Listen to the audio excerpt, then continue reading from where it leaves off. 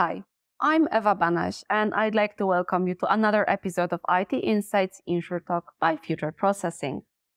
As the insurance industry faces increasing pressure to enhance and modernize operational efficiency, the adoption of standardized data practices has become even more important. A key aspect of this discussion is the dynamics between brokers and underwriters in defining these standards and the necessity of a unified cross-market approach. That's exactly the topic I will be discussing today with my guest, James Livett, Executive Director at LIIBA, overseeing operations, technology, placing, accounting and settlement, operational resilience, and central services such as MRC, PPL, and Velonetic. James, I'm so happy to have you here with me today. Before we move on, could you give a little bit of introduction to yourself? Okay, so I'm James Livett. I'm one of those wonderful people. I'm third generation Lloyd's broker, which is quite frightening for me, and probably more frightening for my father. I've been in the industry for nearly 40 years now, 38 years. So I'm kicking around. I've been Trade Association LIIBA for 14, so been involved in this. Prior to that, I actually had a real job. I was a broker and broker technician at a number of broking houses across the market, mainly on the reinsurance side, getting heavily involved in some of the largest reinsurance programs ever placed. So I've been about a bit, I think is the simple way of putting it. Yeah, definitely. And I have the distinction of actually having been there, seen it and done it, I think is the simple, Definitely. which is what I bring to the party in these conversations. Definitely, yes. And you've seen it all, I think. Not all.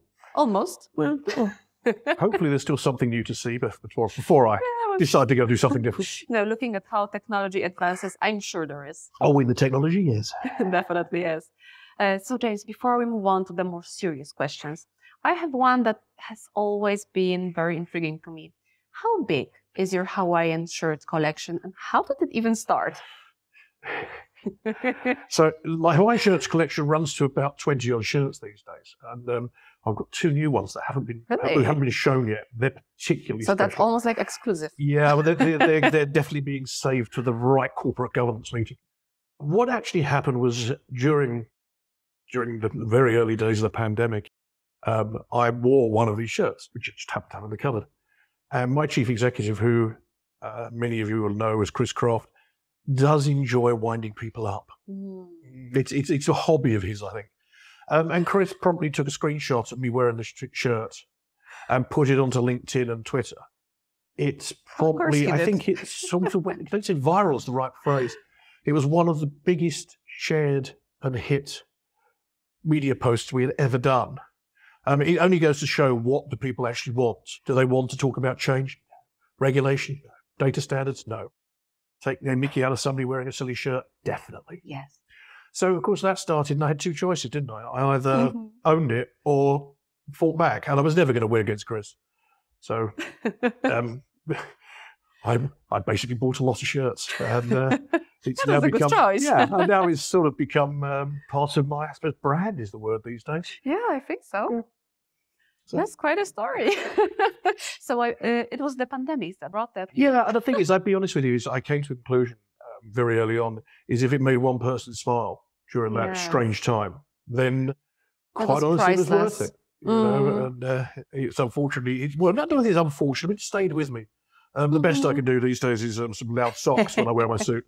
Yeah. Perfect. I love that, really.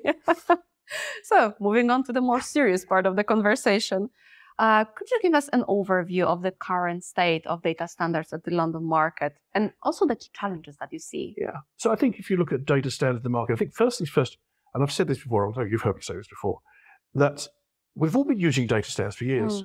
So this isn't anything new. If you look at what we're doing in the bureau world, we've been using the LPAN, or we've been using the LCCF and other similar type forms. Well, they're a standard form, so therefore they're a data standard by definition.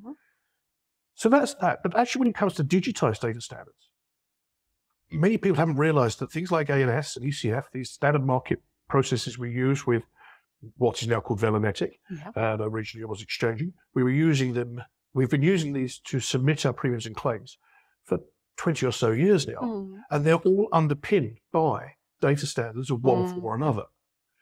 They are very much underpinned in what data is sent down in what format that's sent down, and then even down to the documentation and how that's sent down and how it's responded to. And fun enough, people don't even realise that's necessarily the Accord standards behind that. Only this little small piece of the Accord standard rather than the whole giant gambit. But we've been using these standards for a long, long time. So what do we do? So the state of the market on standards and using standards is actually surprisingly good for that central service interaction. And I'm sure we'll come back to that later, but the challenge we have is very few organizations are using these inside their own businesses. There's been a lot of success using them within some of the reinsurance world with the Rushlakon initiatives, but less so beyond that. And to a certain extent, that's what Blueprint 2 and the like is all about. So it is one of those things, they're being used in pockets quite extensively, but we need to drive that out further. It kind of must become like a new lingua franca, so to speak, right? Something like that. Yeah. I heard this one at our InsurTalk event this week, so yeah, that was a nice description. I think my phone will run by that point. Yeah. So what are the most significant benefits of implementing this new lingua franca? So the key benefits, and this is interesting when it comes to these benefits, there's many ways you can get a benefit out of it. If you take, for example, I used Rushlakon earlier, you're talking north of 95% cash matching, so it makes the process much faster. Also, and this is the thing that I like to point out, when we use the data standard, it's about sharing that information. That's what it's all about at the end of the day. So if you take an inception date, you take the start date of a contract. So the client has keyed it into their system. Then the local broker has keyed it into their system. Then the London brokers key it into their system. And then the underwriter plus another underwriter. And then it goes into the bureau and they key it. And then it goes across the claims team and they key it. And then it goes into the reinsurance broker and they key it. And the reinsurance underwriter. But that's the same 1st of January 2024. How many times has that just been keyed? How many opportunities to make a mistake is there in that period? So think about that. That is the operational efficiency gained by sharing that data and allowing everybody to take that data and what he keyed once, rather than many people keying it. You've done two things. You've removed the chance for error, or at least if actually you've got it wrong once, everybody's got it wrong, and that's much easier to unpick. Or you've just saved somebody typing. Now, I know it only takes a couple of seconds to type a date, but you take that couple of seconds time the tens of thousands of policies we have in the market, the tens of thousands. So there's an operational efficiency piece. There's an E&O piece, which I just touched on there. There's the other piece, which is taking that data, if it is all in a format that you can share, exchange, and use, it will allow you to analyze and review your book of business, analyze the premiums, look for trends, look for exposures, particularly with any losses coming down, if you've got the data in the right format. But the moment it's in disparate databases, disparate approaches, nobody can do that. So if we can get it all into one place, we can do far greater analysis. The recently published LMG's London Match Report, so much of that is manual effort to try and get that work done. You know, Caroline and her team have done a great job bringing that together, as they always do. And it's a wonderful report, but it takes a lot of manual effort to get there. Wouldn't it be great if we actually had that almost as a dashboard? We could only do that if everybody is actually feeding those data standards. Wow, that's quite an overview. Shall I get off my soapbox on that one? Because it's that is, and in all honesty, it is the realization of that fact as to why I'm very passionate about the modernization of the change and bringing these data standards in. But having said all of that, those data standards, they almost need to be invisible. They just have to be there. They just have to be there. To enhance, to help, to support, basically. I mean, the analogy I've often used is mobile phones. You know, I've got my Android phone in my pocket. I don't know if yours is my iPhone, assuming it is an iPhone. Is how do they communicate with each other when they use completely different software language? There's a data standard that Android deal with and Apple deal with. So it's lingua franca it is. So who should actually drive the adoption and the definition of data standards at London market? Brokers or underwriters? Both. Okay. And it's actually not them. It's not just them. It's also the vendors, the platforms, the operations people. It needs to be everybody is the simple answer. But we have a great advantage in London, compared to many of our competitive hubs, which is London has this thing called the Bureau, or Velonetic, or Exchanging, or LPSO, PSAC, depending on which particular vintage you are. But ultimately, they are the central body. And also we have a white space and we have a PPL on the placing side. Because this is where we get into that wonderful world we can start bringing it all together. Those vendors and those organizations are probably north of 80% of the transactions we do here go through those entities. So if we get them to use those digital standards, brokers and underwriters on both sides interact with those standards. So therefore you start building out that economy, as opposed to going through the Rushlicon where you're picking off one organization at a time, which is far greater overhead. So we have an ability to deliver this quicker because we have the central mass. I think that is actually very valuable to what we can offer and how we make this happen. But as who defines it? I mean, in today's governance world, is ultimately there are numerous committees that sit together. But I will confess, it's very often you sit there and you do wonder whether it's the usual suspects. But that's probably because we're all the people that are very passionate about it, which is why we put our hand up to do it. But that also means the fact that we actually have a very collaborative ecosystem when we come to talk about this. And I guess that leads us to my next question of the role of MRC and CDR committee, who have just recently been merged, right? And the fact that they still report to Data Council. How does it all work? So this is the fun one. How does it all work? There's a question. So first things first. So the LMG actually own the MRC. So that's a subtle difference in this one. So that's technically owned by the LMG. The MRC committee, and I can talk quite extensively about this one because I must have done something very, very bad in a previous life because I chair it. What? Yeah. So maybe it was 25 years of actually drafting MRCs that did something to do with that. So the MRC committee, we have now just formed it in the last 6 months or so.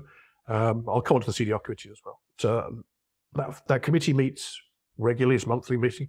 What we've got is we've looked at the backlog that was gathered from when we did the MRC creation. And that backlog was which has got questions in there, and it's what you would expect from one of these backlogs and one of these questions. Is some of them are brilliant, some of them are mad, and some of them. But they still have to be there anyway. But they still got to go through the questions. So we're working our way through that backlog. There's a couple of hundred items on there, where it's interesting because we're also finding some of them just suddenly come together.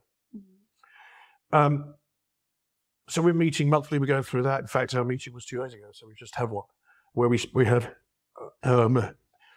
Probably 40 minutes discussing the thorny subject of sections. So anybody who understands some of this stuff, who's watching this, has suddenly laughed because they know how difficult it is to even define what a section is. And no, we didn't finish the conversation. We didn't fully come to a conclusion. We're getting there, though, yes. But the other side of things we were looking at was some of the items within the MRC and how it links to some of the lists, which then segues into the CDR. And we're looking at it from the MRC is very much the practical of how the rubber hits the road. The CDR is and the client-facing document. Don't forget this MRC is a client-facing document. Whereas the CDR is more to drive the premium and claims transaction. So it's they won't ever be fully meeting. I'm sure lots of people want to have this wonderful nirvana. And if I'm wrong, hands up. But I can't see it happening in the short term. This digitized future is going to have some manual intervention, whether people like it or not. And part of it is because of the different functions of what the CDR is and what the MRC is.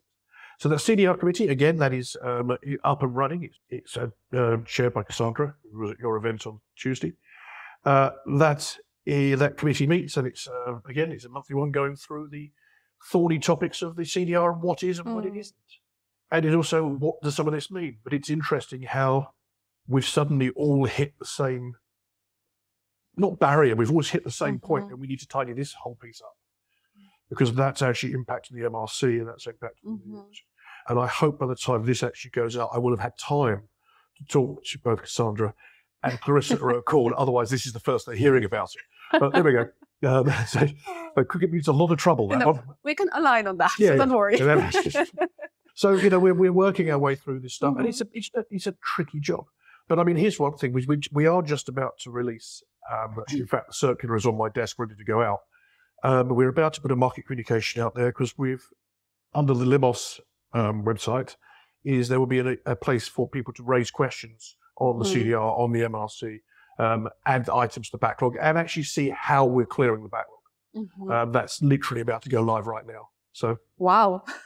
The future is shaping as we speak, well, yeah, basically. I mean, part of this is the fact that I think, and I've been involved in doing the MRC since I joined LIIBA 14 years ago, actually getting the market to contribute to things like MRC and CDR, unless we get them all in a room, it's always been very difficult to get the contribution, which goes back to your comment of how did you find the standards and who creates them.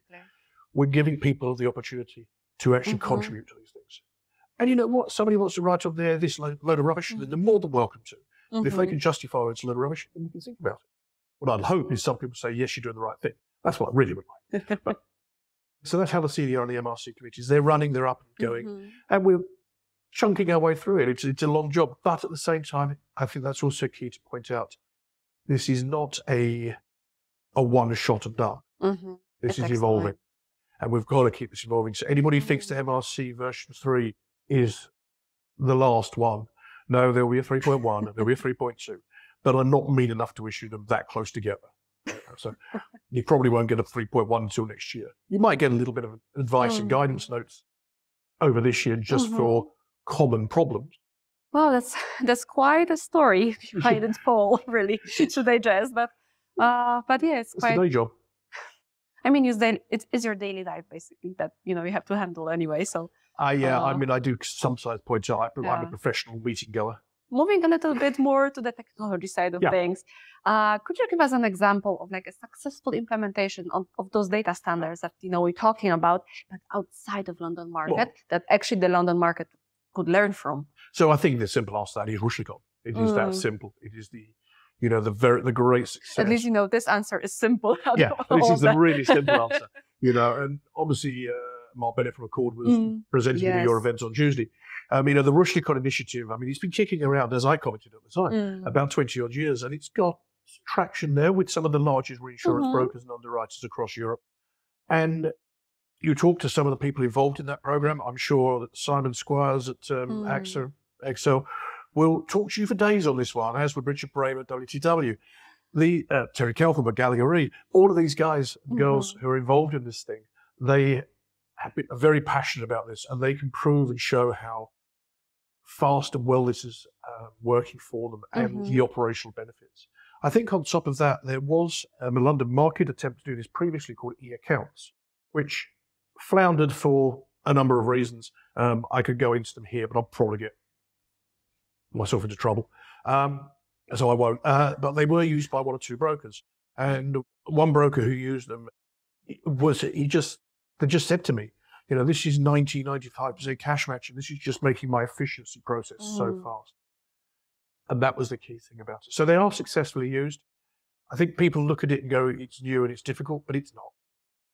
And I guess the final question for today, because Sharon also mentioned that I really liked her description of what happens if someone does not actually implement the data standards. And she said, they will live 20 years in misery. There is a lot of truth in that statement. Yes. Yeah. So I was wondering, what are the risks of not implementing, like actual risks, and how to mitigate? I think it goes back to that point of we have the bureau and we have the placing platforms, which is almost going to force the issue. So I think there's less of a chance of it not coming in. But what would happen if you don't do them? And bear in mind, we are a microcosm of SMEs, so a lot of these smaller firms probably won't invest huge amounts of money, but they will wind up using these data standards without realizing. But the problem is you're going to be sitting there doing these manually. It is that simple. You're going to have to do them with I'd say paper, but obviously it's a computer producing a PDF. And at some point, purely from a cost perspective, you can see that the carrier community, the LMA, the IUA, Lloyd's itself, who ultimately pay for the Bureau services, will say, we're not accepting the old manual process. So 5 to 10 years' time, I can see we'll all be using them completely without even thinking about it. I would say within 5 years, we'll probably turn off the ability for market practitioners to interact with the central services without using those standards in one form or another. And don't forget, a portal could use those standards. No, it doesn't have to be a pure technology play. Thank you, James, for all the insights you shared with us and, all the overview of the market. I really, really appreciate it. And thank you, our audience, for listening to yet another episode of IT Insights InsurTalk by Future Processing. See you next time. IT Insights talks on business and IT challenges with tech leaders. Visit us at itinsights.tech and dive into our podcasts, webinars, and events.